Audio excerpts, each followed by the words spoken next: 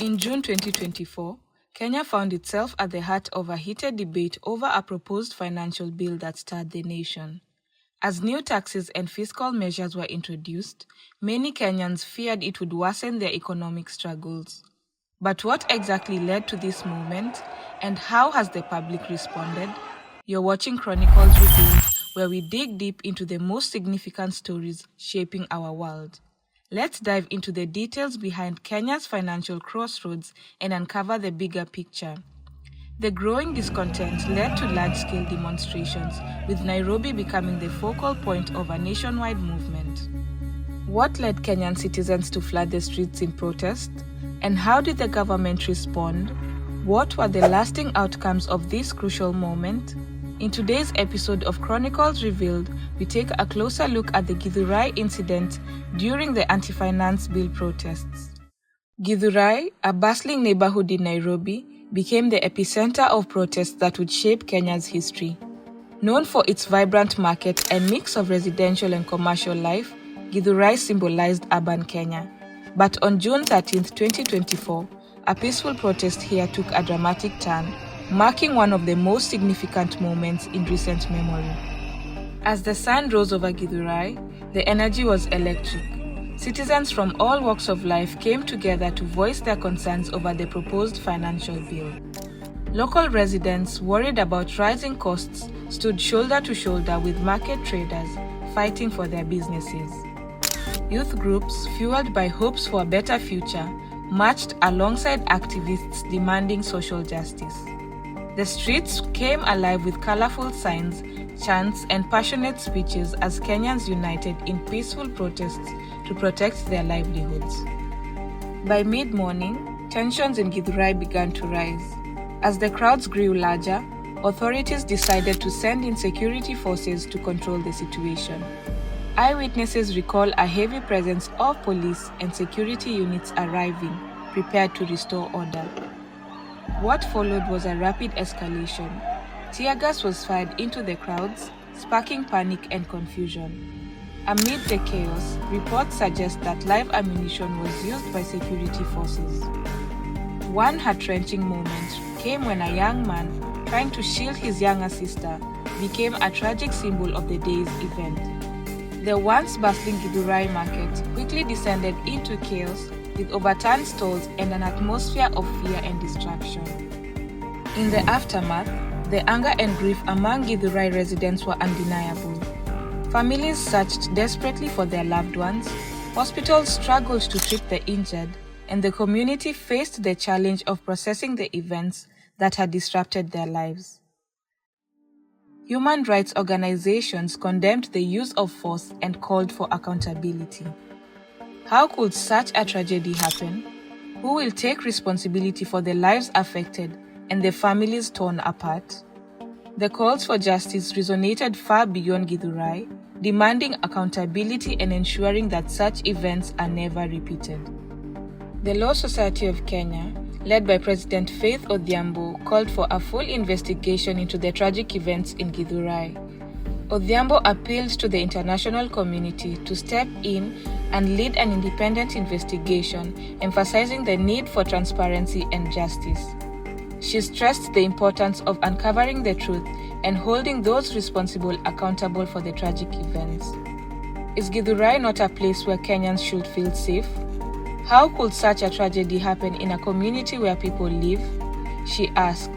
She also called on President William Ruto and the Security Council to release a detailed report on the lives lost during the protests, emphasizing the need for justice.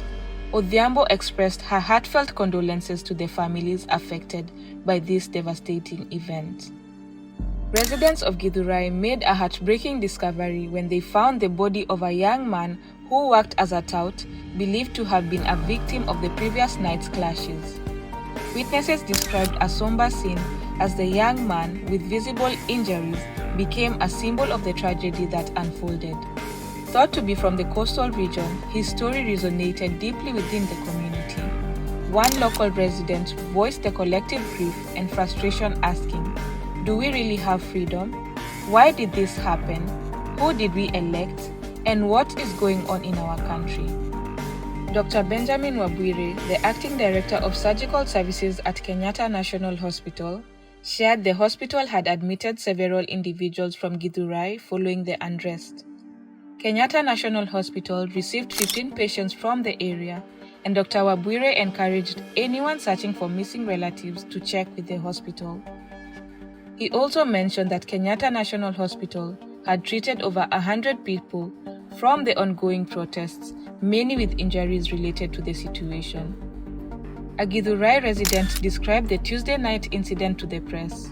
Initially, the protests were peaceful, but tensions rose when tear gas was deployed. According to the resident, the situation escalated further when additional security forces arrived. There was concern for everyone's safety as things intensified, the resident noted. Embakasi East Member of Parliament Babu Owino expressed strong concern about the reported events in Githurai, urging the government to listen to the people's voices. A police report filed at the Githurai Mwiki police station at 9:15 p.m.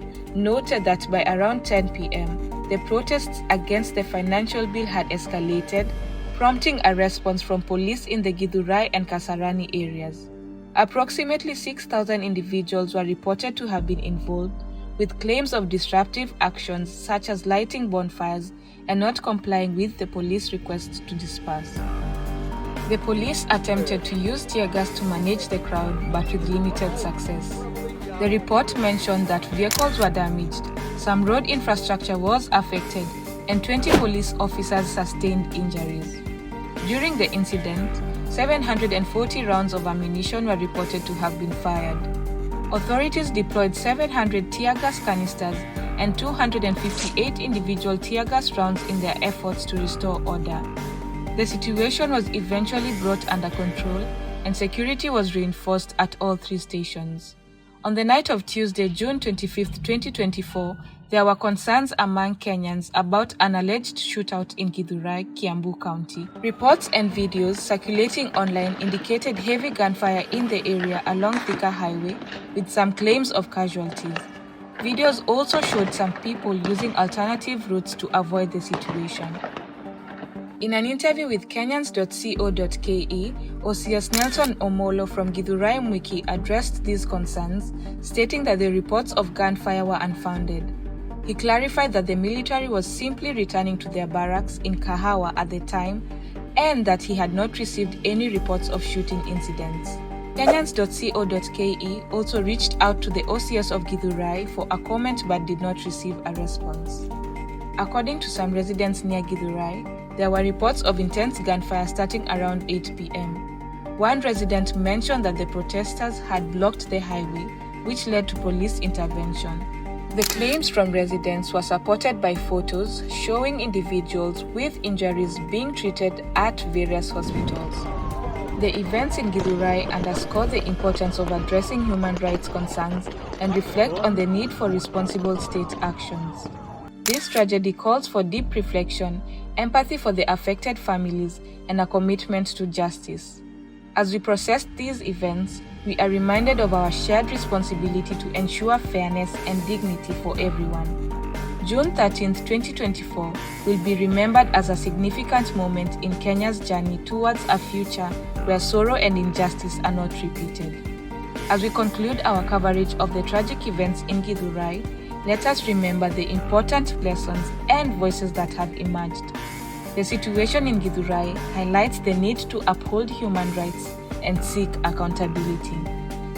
Let's come together in support of the affected families and work towards a future where such violence is not repeated. If this story moved you, please like, share, and subscribe to Chronicles Revealed for more stories that matter. Together, we can contribute to a world where justice and compassion prevail. Thank you for joining us on this journey.